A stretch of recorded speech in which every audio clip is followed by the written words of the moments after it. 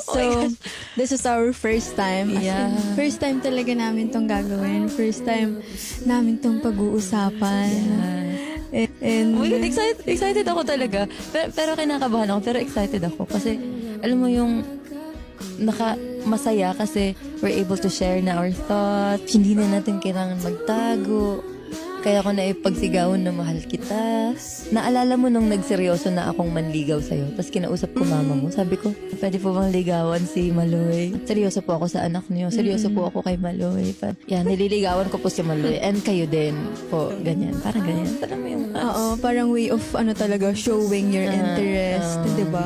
Isa rin yan sa mga nagustuhan ni Mama sa'yo, kayo botong-boto siya sa ating dalawa. Sa family mo, Dad. Sa family na din ang nililigawan mo. Totoo. Parang show interest ka din. Ang sarap maramdaman yung gano'n na as in, liligawan ka ng traditionally kasi parang sa tingin ko ngayon, parang chivalry is